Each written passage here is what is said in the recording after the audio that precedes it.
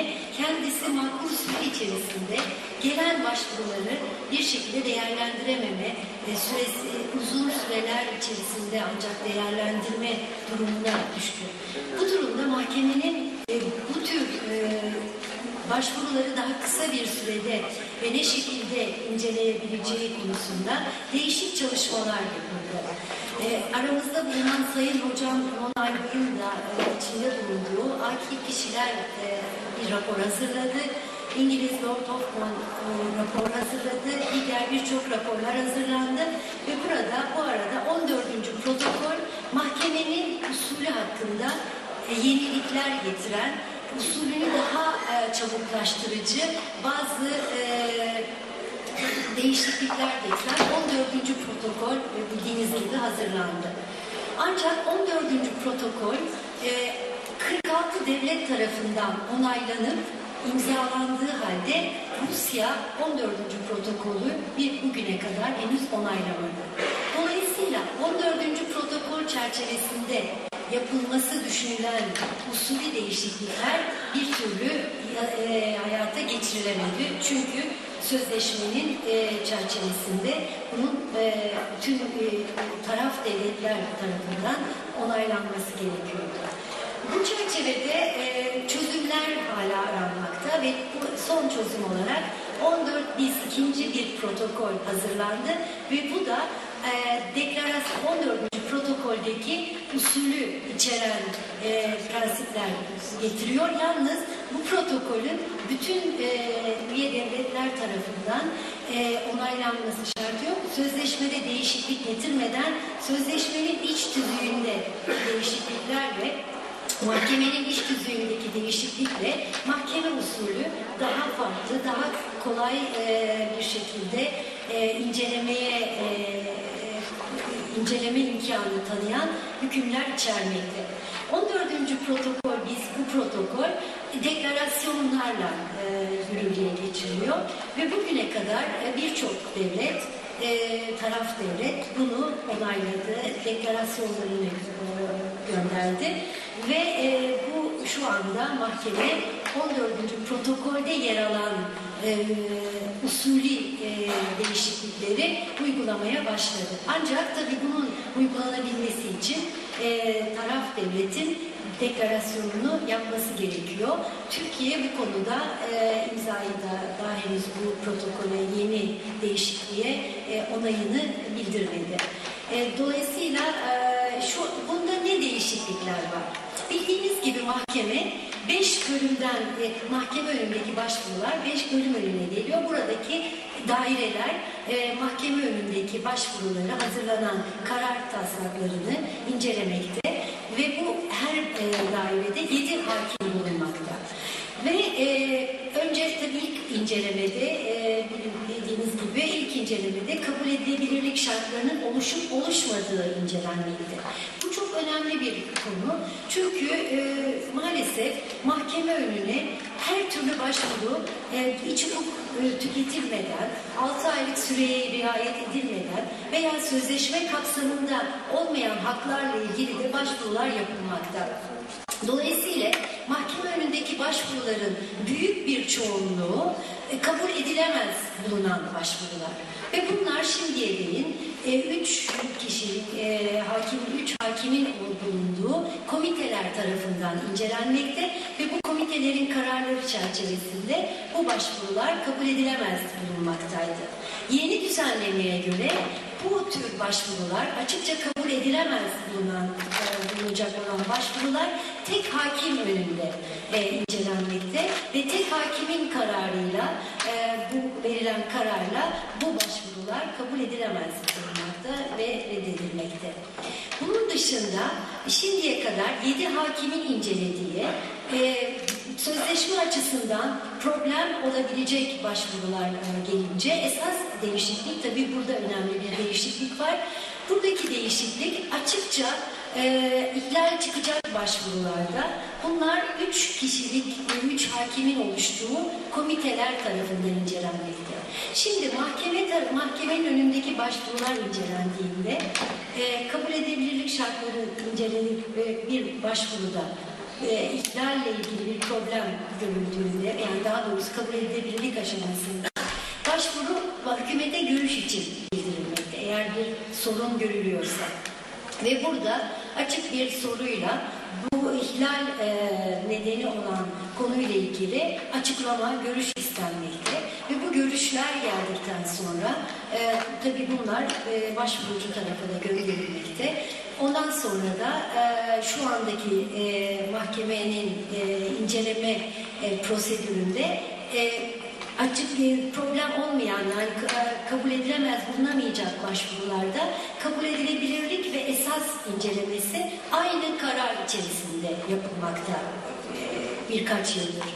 Şimdi yeni sisteme göre burada önemli olan, eğer bir başvuru daha önce ihlal bulunan başka başvuruyla benzerlik teşkil ediyorsa veya sistemden kaynaklanan veya bir yasanın uygulanmasından kaynaklanan bir ihlal nedeni ise ve daha önce bu konuda mahkemenin içtihadı belirlenmiş ise, bu durumlarda bu tür başvurular, bu deklarasyonu yapan ve protokol 14 yürürlüğe girerse bir gün ondan sonra bunlar 3 hakimin önüne gelmekte ve bu inceleme, bu 3 hakim, bu konuyu 3 hakimden oluşan komite tarafından yapılmakta.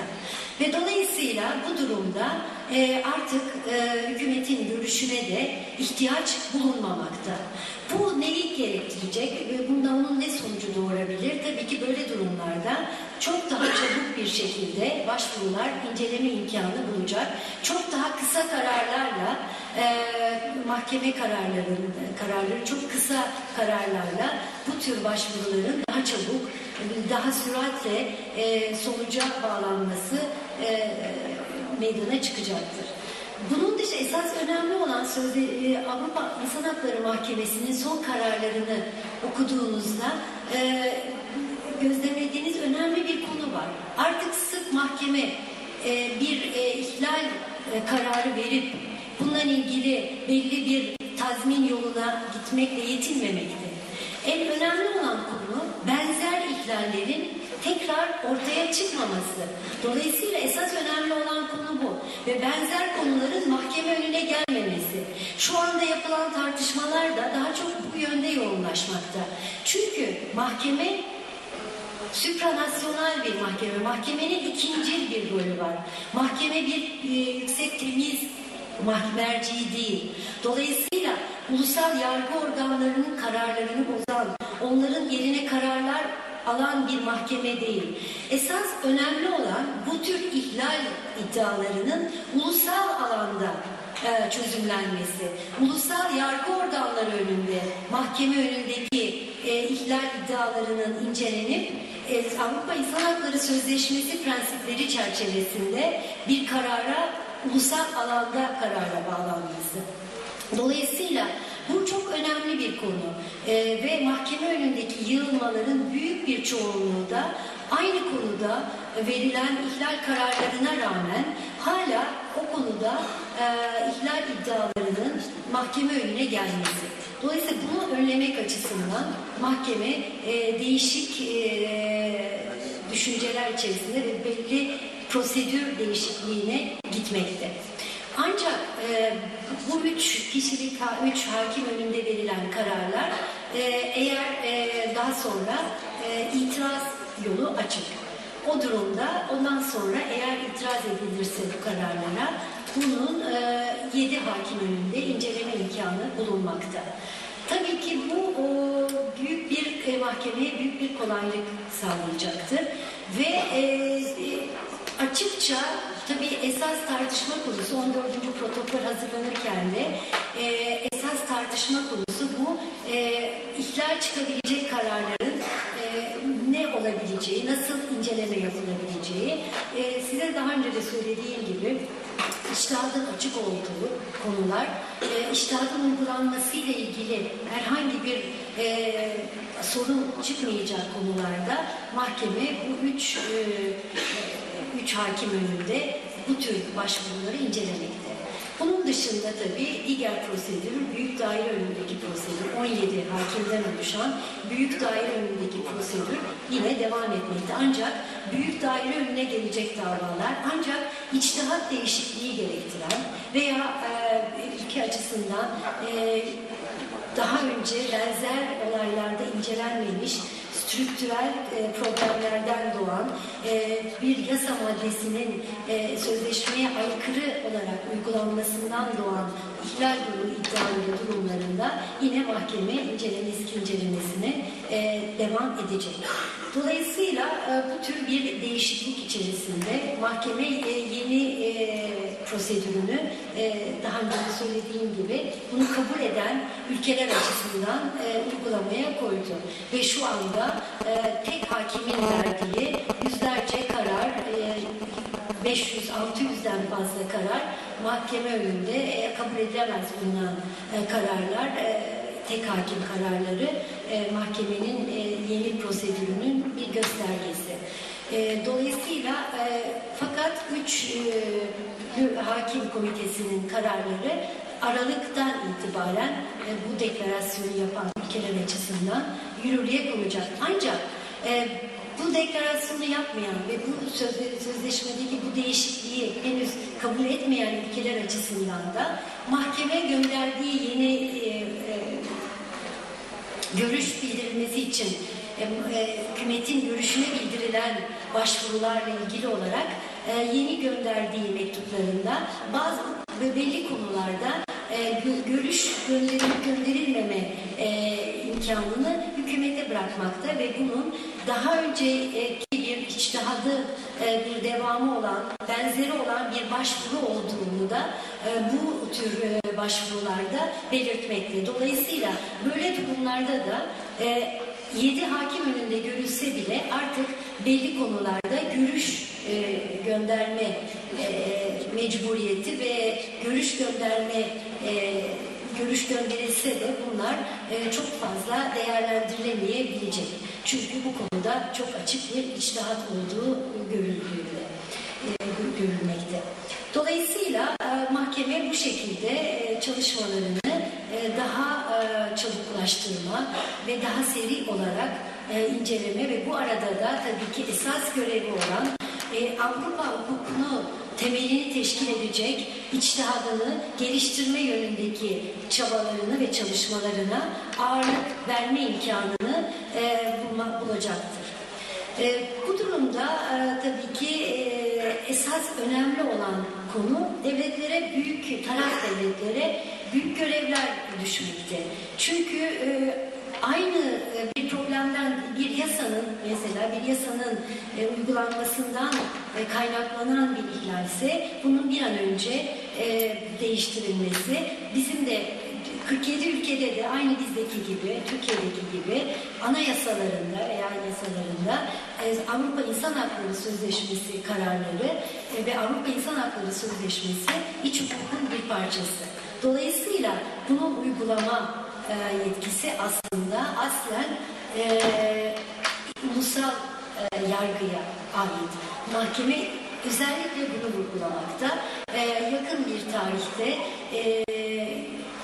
Şubat ayında İsviçre'nin Interlaken kentinde yapılacak olan konferansta da devlet yetkilileriyle mahkemenin geleceği hakkındaki bu konferansta bütün bu konular detaylı olarak tartışılacak ve bir an önce bu 14. protokolün bilhassa yürürlüğe girmesi açısından belli bir yol kat edilmesi gerektiği konusu özellikle vurgulanacak. Bu tek en çok başvuru gelen bilhassa Rusya tarafından 14. protokolün onaylanmasına çaba gösterilecek. Dolayısıyla mahkeme önündeki yeni prosedür bu şekilde daha bir çabuk inceleme imkanı getirecek ve önümüzdeki günlerde bunu ne şekilde uygulanacağını çok daha iyi bir şekilde göreceğiz. Ancak tekrar söylediğim gibi esas olan sözleşmenin ve mahkeme içtihatlarının, içtihatlardaki prensibin iç hukukta uygulanması aslında mahkeme prensipleri bir şekilde bizim yasalarımızda da yer alan ve Türkiye'den gelen başvurulara baktığımızda o konuda da çok kısa bir şey bahsetmek istiyorum. 90'lı yıllarda Türkiye'den gelen başvuruların büyük bir çoğunluğunu yaşam hakkı ihlali, işkence ve kötü muamele yasağını düzenleyen 3. madde ihlalleri teşkil etmekteydi. 90 ve 96 yılı arasında daha çok 5. madde ihlalleri teşkil etmekteydi. Daha sonra ve bu arada tabii ki devlet güvenlik mahkemeleri devam etmekteydi ve dolayısıyla mahkemenin inşaat kararından sonra devlet güvenlik mahkemeleri konusunda verilen bu karardan sonra diğer başvurularda da aynı şekilde mahkeme aynı incelemesine devam etti ta ki devlet güvenlik mahkemeleri tamamen ortadan kalkana kadar bütün gelen diğer başvurularda da yüzlerce, binlerce başvuruda ihlal bulundu bu konuda. Ondan sonraki değişiklikler sonucu tabii ki mahkeme önüne gelen davaların şeklinde de değişiklik oldu. İhlal iddiaları da değişti. Şu anda mahkeme önüne daha çok adil yargılama, daha sonra sizlerle Sayın Rıza Tünmen bu konuda ayrıntılı açıklamalar getirecek.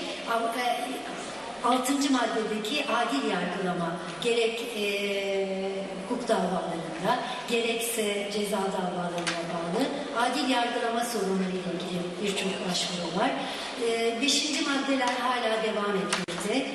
3. madde eskisi kadar daha çok yoğun değil ancak sorun bitmemiş görünüyor. 10.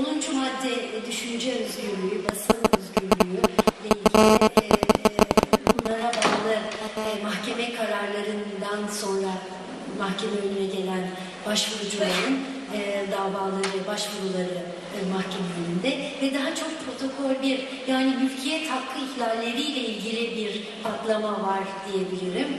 Dolayısıyla bu şekilde ve yeni konular mahkeme önüne gelmekte. Türkiye birçok konuda mahkemenin belli maddeler açısından içtihadını yaratan bir ülke oldu. Maalesef mesela yaşam hakkı konusunda şu anda yaşam hakkı ihlalleriyle ilgili Rusya'dan çok başvuru gelmekte ve bunlara uygulanan prensipler, içtihat o 90'lı yıllardaki Türkiye'ye karşı yapılan başvurular sonucu çıkan ihlallerde başvurulardaki prensipler uygulanmakta. Dolayısıyla bu konuda Türkiye'ye karşı yapılan başvurular içtihadı teşkil etti. Daha sonra 8. madde açısından tabii ki Türkiye ile ilgili gelen başvurularda birçok değişik bir yelpaze ve değişik şikayetler var. Dolayısıyla bu konuda bu tür bir gelişme ve değişim oldu başvurularda. Aynı şekilde 11. madde dernek kurma ve derneğe üye olma özgürlüğüyle ilgili. Bunda da Türkiye'ye karşı başvuru, bilhassa sendikal haklara bağlı başvurular Türkiye açısından, mahkeme açısından yeni bir içtihat, daha genişletici bir yaklaşım gerektirdi. Dolayısıyla bu tür konularda da Türkiye'ye karşı başvurular dediğim gibi mahkemenin içtihadına ayrı bir zenginlik getirmekte. Fakat 16 yıldır mahkemenin mutfağında uzun yıllardır Türk davaları içinde çalışmış bir kişi olarak tabii ki bu 90'lı yıllardan bugüne gelindiğinde bilhassa yapılan soruşturmalarda biraz ilerleme olduğu gözlemlenmekte. Çünkü öğleden sonra sizlere daha ayrıntılı olarak açıklayacağım. 2. madde ihlallerinin büyük bir çoğunluğu o dönemlerde etkili bir soruşturma ulusal alanda yapılmadığından dolayı yaşam hakkı ihlalleri konusunda kararlar verilmişti o dönemlerde.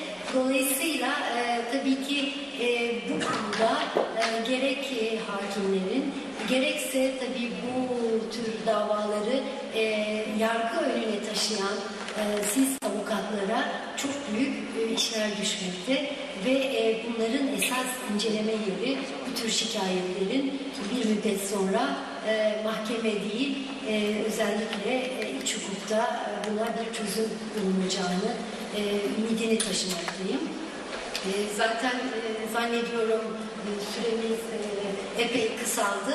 Bu konuda bilemiyorum sorularınız varsa tabii ki sonra Sayın Başkanım da kararla doğrultusunda bu sorularınızı açarım. Öğleden sonra da gerek 2. madde çerçevesinde gerekse 5. maddede sizlerle beraber tartışma imkanı bulacağım. Teşekkür ediyorum.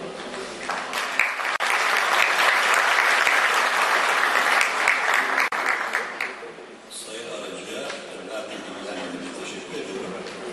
Şimdi sözü işkence ve kötü muamelenin yasaklanması konusundaki konuşmasını yapmak üzere Sayın Pavlov.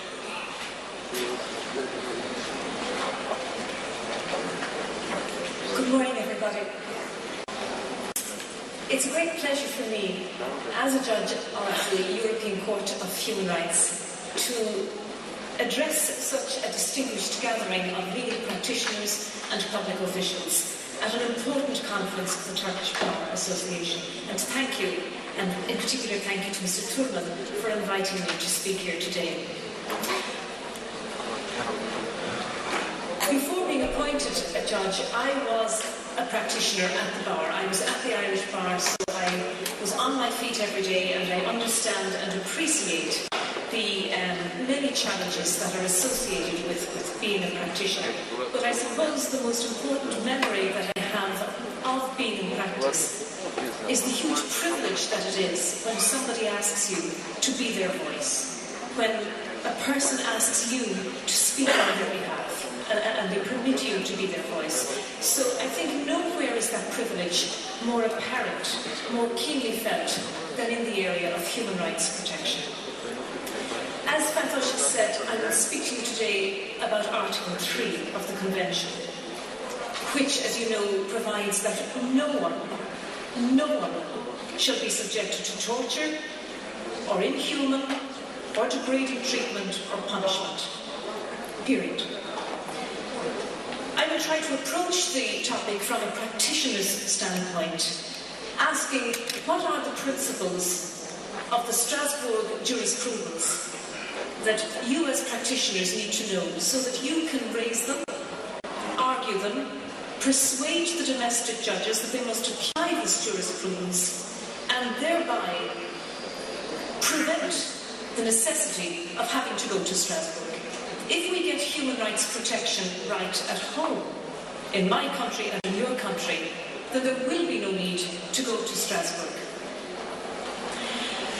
There has undoubtedly been an evolution in the court's jurisprudence in the area of Article 3. And whilst prohibiting that conduct, torture and inhuman treatment, whilst prohibiting it at domestic level is important, unfortunately, as we have seen, it is not enough. And the prohibition must actually be effective in practice.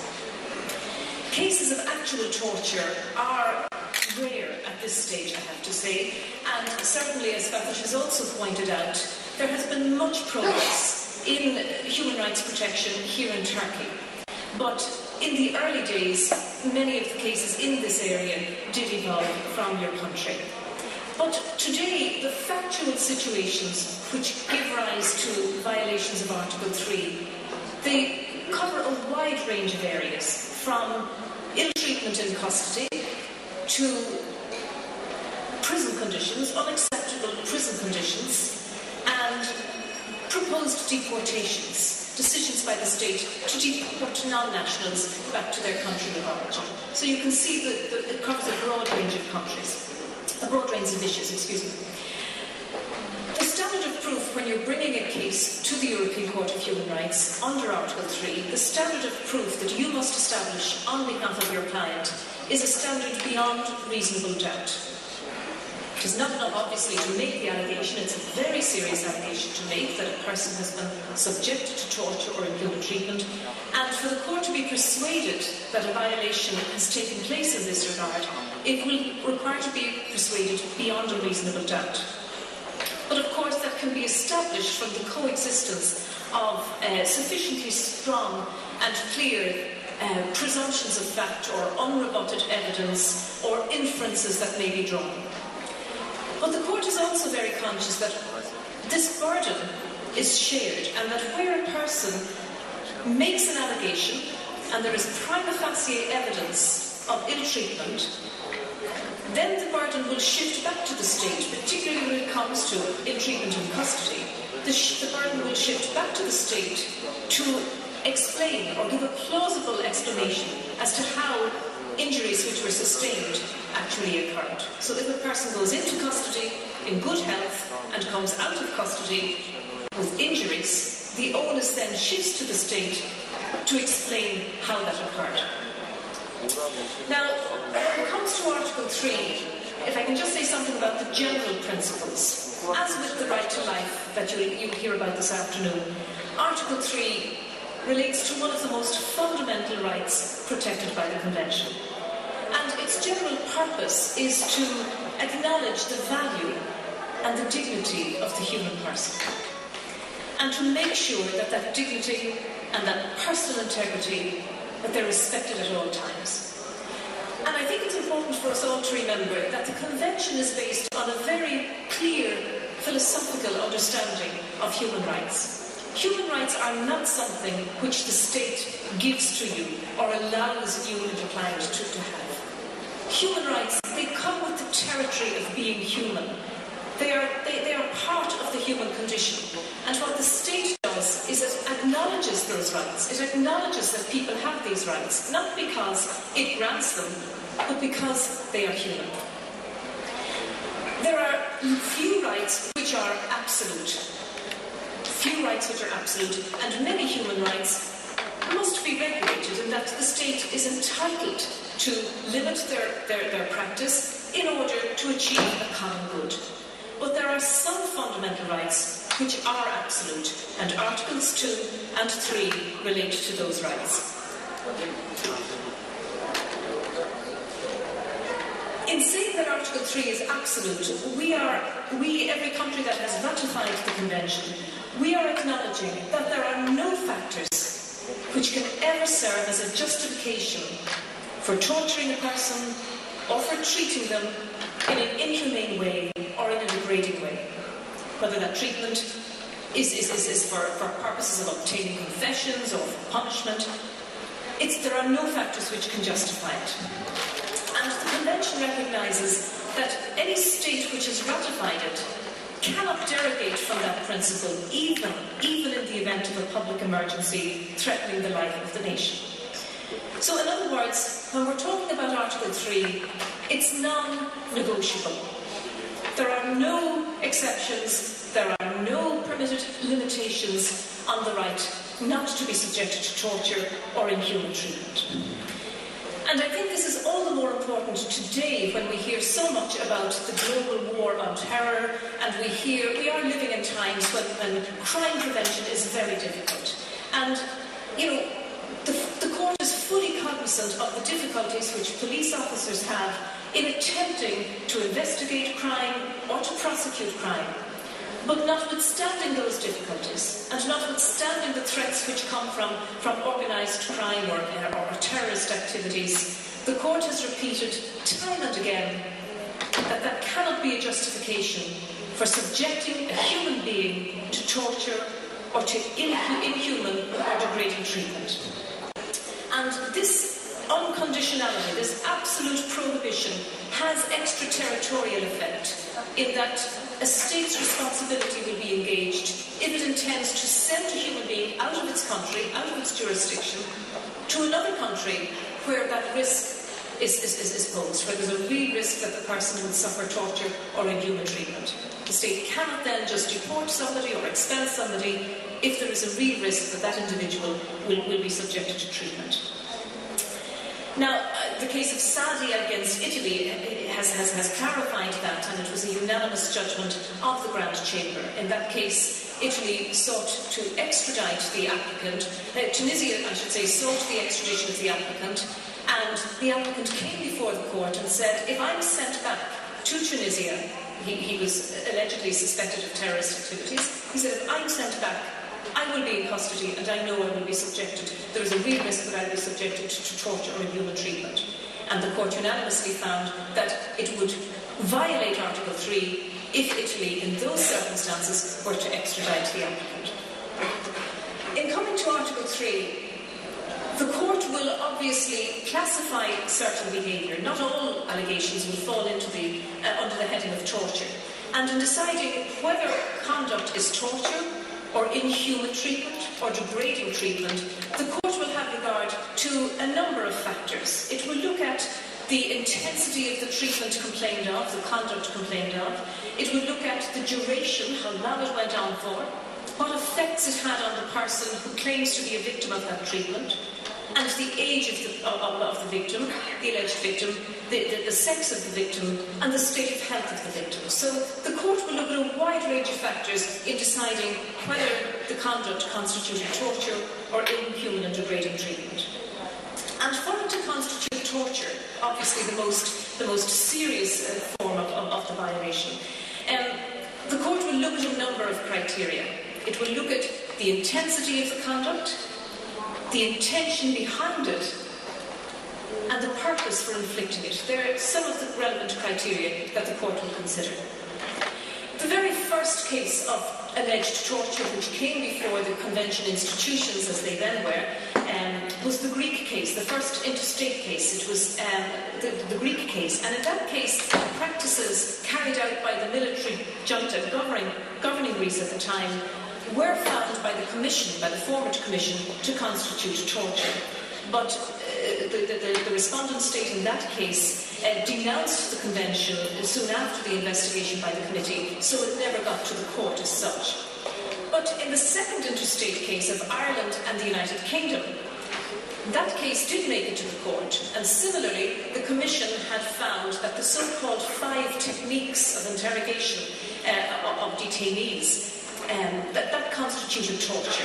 These were sensory deprivation techniques, wall standing, where victims are required to stand in stressed positions for a long period of times just prior to interrogation, or hooding, where, as you know, a dark hood is placed over the victim's head for a long time, or the victim is subjected to noise or sleep deprivation or food deprivation.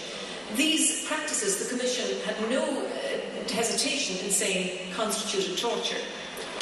When the case got to the court, and we're talking in the early days, I have to say, when that case got to the court disagreed. And by a majority, it reclassified that treatment as inhuman treatment. It acknowledged it had gone on for a long time, for hours at a stretch. It acknowledged psychiatric disturbances were caused by it. It said it was degrading and inhuman, but it didn't have the particular intensity required to constitute torture. Now, thankfully, the court's thinking in this area has evolved over time, and we'll see that in Salmuni in France, it had no difficulty in classifying such behaviour as torture. The first case which the court did make a finding of torture was an Aksoy against Turkey, and in that case the victim was, as you may recall, subjected or allegedly subjected to Palestinian hanging, whereby he was stripped naked, his arms were tied behind his back and then suspended by his arms. And the court had no hesitation then, having regard to the seriousness and the cruelty of the treatment, in finding a violation. And in Aydın, if I'm pronouncing it correctly, in Aydın in Turkey, the court also found that the rape of the victim whilst in custody, that rape constituted torture under Article 3 of the Convention. It noted that a person in custody, the applicant, was in a particularly vulnerable position. It noted the deep psychological scars that are left on a person who has been raped. And it also acknowledged that she had experienced intense physical pain as a result of the forced penetration, and in that case the court also found a violation of Article 3 as the conduct constituted torture. later on in Selgouni in France, the applicant was a Dutch Moroccan, and he had been imprisoned in France. And the evidence was that he had been subjected to numerous physical blows all over his body, that he had been dragged by the hair, that he had been tripped up by the police, that he had been urinated over, and that he had been threatened with a syringe and a blow lamp. And the court had no hesitation at that stage, having regard to the heinous and the humiliating experience that was for a human being, regardless of what he was charged with. The court found that constituted torture. And it also acknowledged that there was a repetitive and sustained pattern of this behaviour. It wasn't a once-off event. A second, so that's the intensity of the conduct that the court will look at. And as we can see, the court's understanding has evolved over time, and it's perhaps more ready to acknowledge that certain grave conduct will constitute torture. In deciding about torture, the court will also look at the intention behind it, because not every act of inhuman treatment or ill treatment will constitute torture. And generally speaking, the court noted that where there is a deliberate or an intentional purpose behind the conduct, that will have a bearing on its finding. So in the Aksoit case, given the way the applicant had been suspended, it said this treatment, this so-called Palestinian hanging, could only have been deliberately inflicted. That couldn't have been accidental or just neglect. It could only have been deliberately inflicted. So in those circumstances, it was ready to come to the finding of torture. And then thirdly, in classifying behaviour as torture, it will also look at the purpose for which the conduct has been perpetrated. And again, the court will look to see whether or not it was perpetrated for the purpose of obtaining a confession or for punishing somebody. And in this regard, notes that on a number of occasions, the element of purpose is recognised in the United Nations Convention Against Torture, in its definition of torture. The definition refers to torture in terms of the intentional infliction of severe pain or suffering with the aim, inter alia, of obtaining information or inflicting punishment or intimidating a person. So that's the category of torture, which, as I say, is pretty strict and pretty severe. Turning to inhuman treatment, the court will classify behaviour which is not torture, but which is still ill treatment. It will classify it as inhuman, where it has been premeditated, applied for hours at a stretch, and causing intense physical or mental suffering. And many cases are classified as inhuman if they don't quite reach the intensity of pain and deliberation that torture requires. Inhuman treatment can also be found in cases that do not involve persons in custody. So, for example, in one case, Askerundavs against Turkey, the security forces had allegedly burnt down the applicants' homes and they were destroyed. And the applicants were left destitute, without shelter. And in those circumstances, the court found that it was inhuman treatment to subject people to this kind of conduct. Turning then to degrading treatment, again, this will occur if it can be seen to arouse within the victim feelings of anguish or inferiority or humiliation or debasement. Conduct which breaks their moral resistance and which drives perhaps the victim to act against his conscience or against his will. Leaving the classification of behaviour to one side, if we turn to the subject of detention, we find, not surprisingly, that most violations of Article 3, against a broad range of countries, of course, that most of these violations occur in the context of detained persons. And usually, not necessarily, it will be the actions of the police force or the security forces that then come under close scrutiny. But it should be remembered that the provisions apply with equal force to anybody in custody, including people who are in hospitals or in psychiatric units. The court acknowledges that those people who are deprived of their liberty are particularly vulnerable and therefore at a greater risk of being subjected to abuse. And it's for this reason that their detention requires very strict scrutiny. It's not surprising that the European Committee for the Prevention of Torture is explicitly mandated to go into prisons to look at the detention of persons in order to examine their treatment. And this is with a view to protecting them as vulnerable people from abuses. And we've had a number of cases in the court where detainees have been found to have been victims of violations of Article 3. We have Salmouni, as I mentioned, Aksoy, Aydin and Salman. And the court requires that legal systems, and this again is when you're on your feet before the courts, to remember that the domestic legal systems must provide fundamental safeguards for people who are detained in custody. And these safeguards apply from the very beginning of the deprivation of liberty. And there are three main safeguards. There is the right to have their detention notified to a third party, to tell somebody, I've been detained. So usually it's a person of choice, such as a family member or a friend or even the consulate. Secondly, there is the right of access to a lawyer. And thirdly, the right to request a medical examination. And these safeguards, again, are there with a view to ensuring the protection of vulnerable people in custody. And during the initial stage of detention, it is incredibly important that accurate custody records are kept, so that if allegations are made, if a person complains of ill treatment, the state is in a position to rebut that or to show that it didn't occur by being able to account for most steps, the stages of the detainee's detention. Where a death occurs in custody, even if it's related to minor injuries, where a death in custody occurs, there is a heightened burden on the government, of any state, to provide a satisfactory explanation. And again, in this context, the onus will be on the state to show that clear and accurate records have been kept to explain every step up to the death of the person.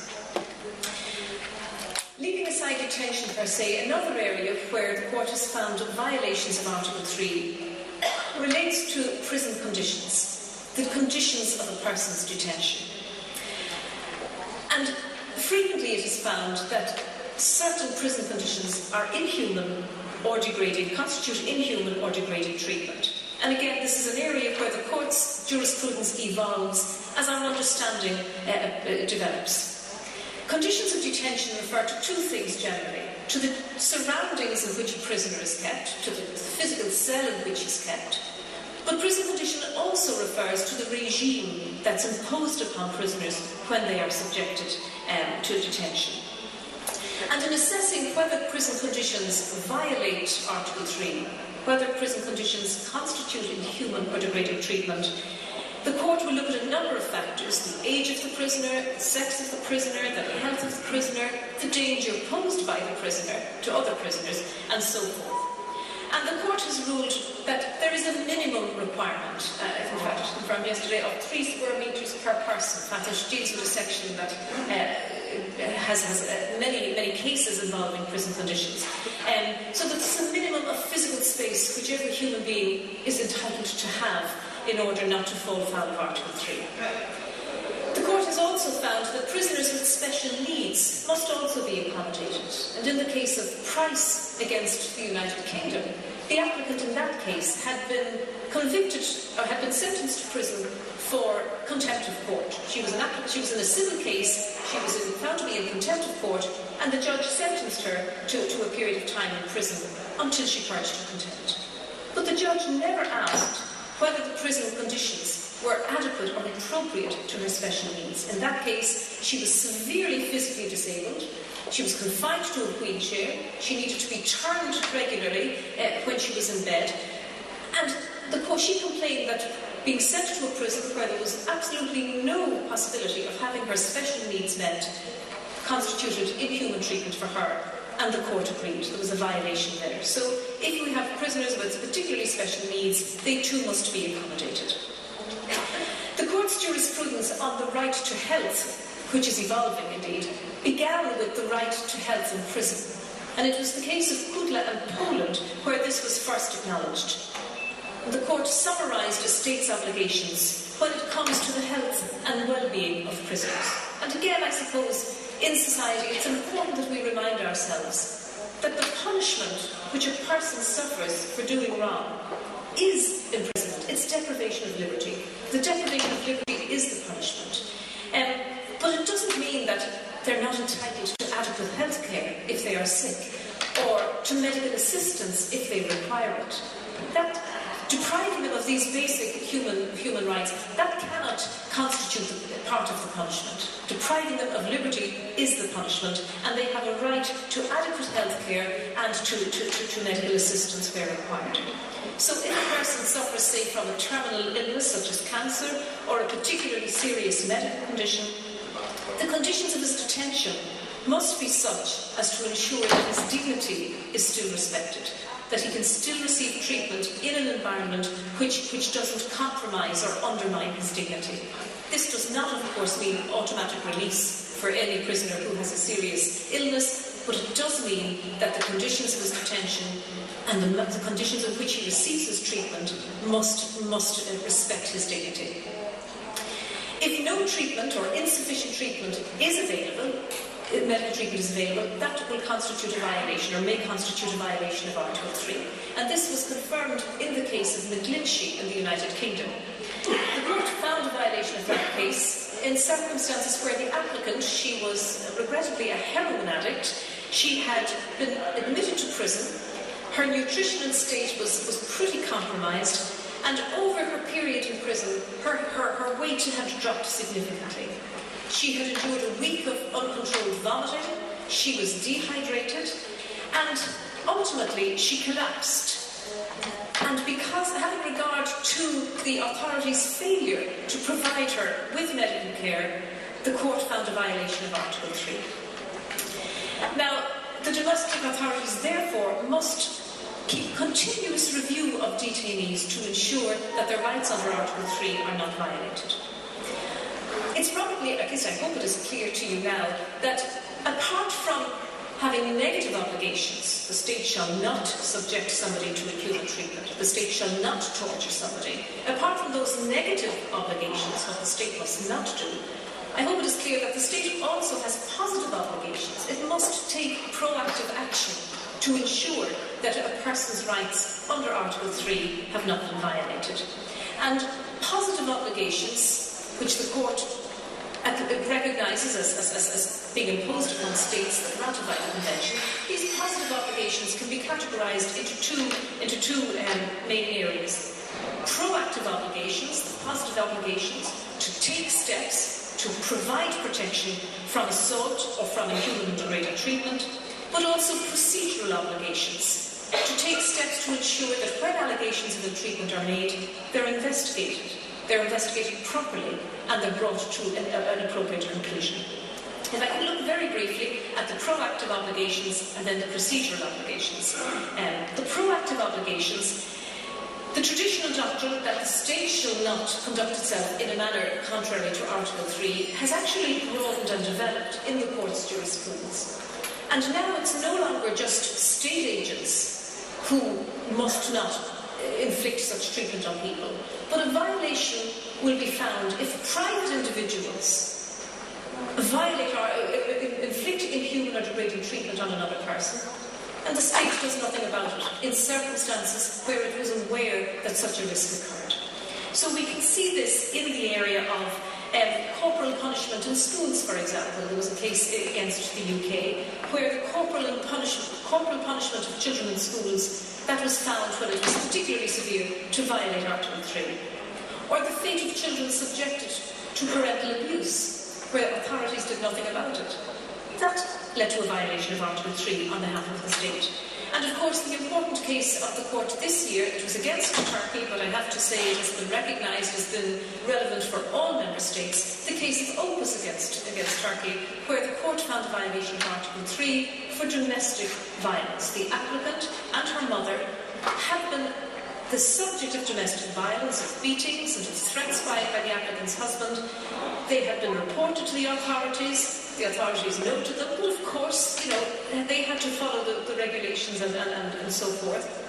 And eventually, just, as in typical domestic violence situations, the allegation is made, and then it's retracted. You know, things are patched up for a while, but then often out of fear, a person who makes such an allegation will be threatened for having made it and then will retract it. So the court recognised the difficult position that state authorities are in, where somebody makes an allegation and then retracts it, but nevertheless saw that the entire phenomenon of domestic violence and the repeated patterns of making the allegation and retracted it ought to have put the state on notice of the fact that this person was at real risk of treatment in violation of Article 3.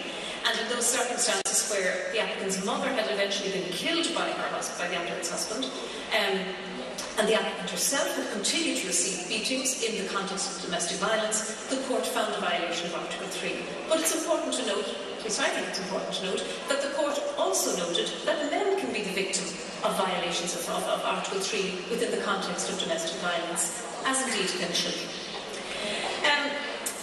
Just turning to the area of neglect by the social services, in the case of Z against the United Kingdom, the applicants in that case were children who had been subjected to horrific abuse within the walls of their home, as it were.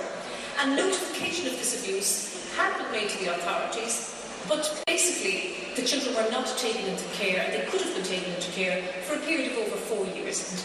In that period, they had suffered tremendous abuse, and the court there found that the neglect on the part of the state to take the children into care constituted a violation.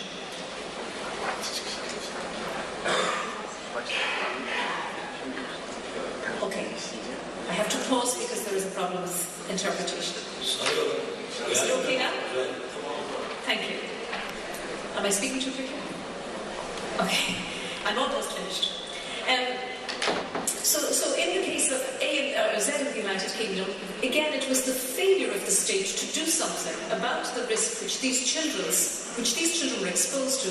It was that neglect or failure, nothing positive which the state had done, that neglect constituted a violation of Article 3. If I can turn to the procedural obligations which the court imposes upon states, which the Convention, I should say, imposes upon states, apart from refraining from certain conduct, and apart from taking positive, proactive steps to protect people, the state is also obliged to ensure that certain procedures are followed when inhuman treatment is alleged. And again, these procedures are terribly important from a practitioner's point of view, because frequently the court will find a violation of Article 3 not on the substantive limb. They won't find beyond reasonable doubt that a person has been subjected to ill treatment or torture, but it will find a violation of Article 3 under its procedural limb, that allegations were made and that they were not properly investigated. And if they're not properly investigated and they're left hanging, as it were, the court may proceed to find a violation of Article 3. What are the procedures that must be followed where your client makes a complaint that he or she has been subjected to inhuman or degrading treatment or indeed to torture? And again, bearing in mind, it doesn't have to be in custody. It can be right across the board, but most cases, as I said earlier, relate to persons in custody. Well, if a victim provides prima facie evidence that they have been subjected to ill treatment, there is an obligation on the state to investigate that. And the court has said that the investigation must be comprehensive, not a whitewash, not a quick kind of look at the complaint to say, no, there's nothing to it. It must be a comprehensive investigation. It must be thorough. It must be effective. It must vindicate the person who has made this complaint. And it must be capable of leading to the identification of the person who did it and the punishment of the person who did it. And if this investigation is not effective, then the protection under Article 3 is diminished. Because if perhaps a person in custody can be ill-treated, but the person ill-treating him or her knows he's going to get away with it, or knows she's going to get away with it, then of course the rights under Article 3 become meaningless. They become less effective. And those in charge of investigations, the court has said, have particular obligations to respect. A person in charge of the investigation must ensure that there is nothing omitted, that there are no gaps in the evidence, no inconsistencies, no witnesses left unquestioned.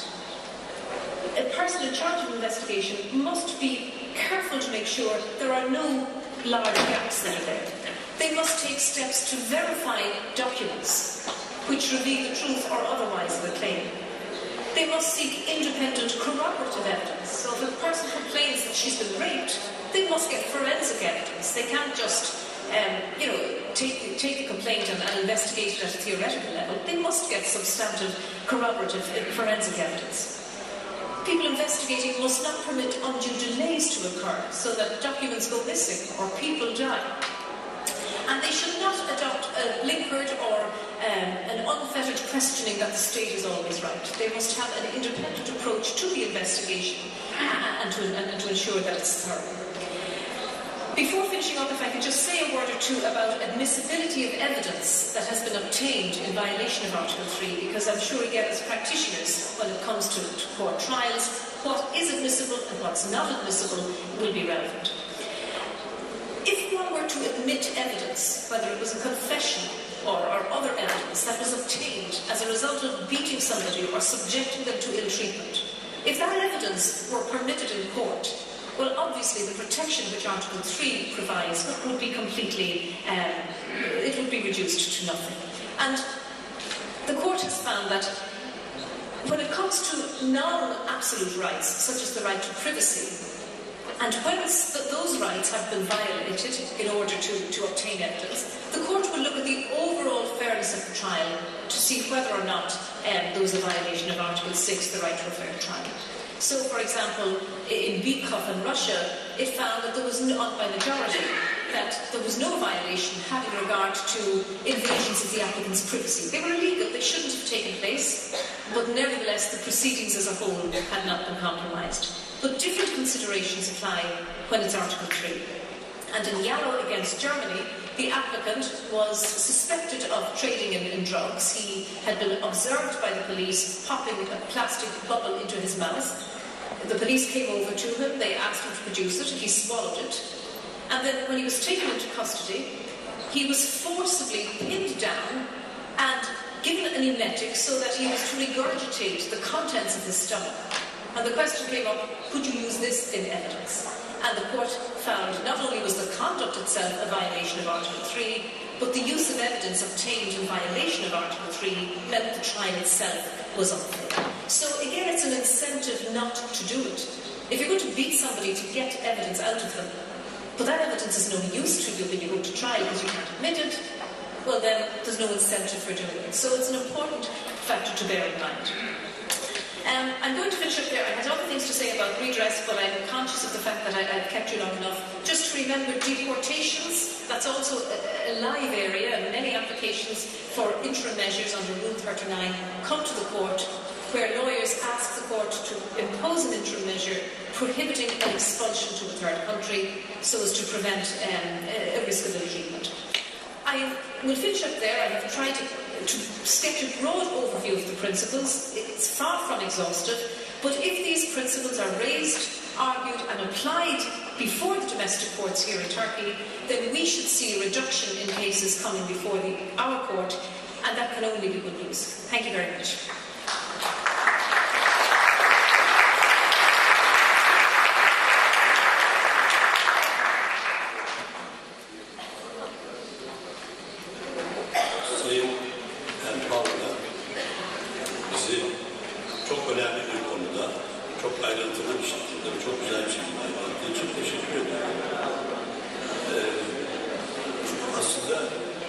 Zamanımızı iyi aştık.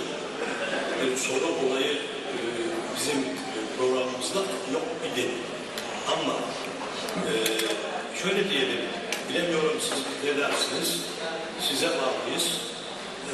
Aslında ikinci oturumda, bu oturumda ilk olarak ele alınması gereken ve insan haklarının en önemlilerinden biri, belki de en önemlisi olan yaşam hakkı da ele alınacağı için acaba öğleden sonraya bu soru sorma hakkınızı teyit etsek nasıl olur? Teşekkür ederim. Bizlere hakkında sayın konuşmacılarımıza kendim ve izin verirseniz sizlerin adına bizleri sabır ve dikkatle izleyen, siz değerli izleyicileri de yine kendim ve yine izinlerinizle konuşmacılarınız adına teşekkür ediyorum. Hepinize eserler ilgili başarılar dileyerek oturuyorum.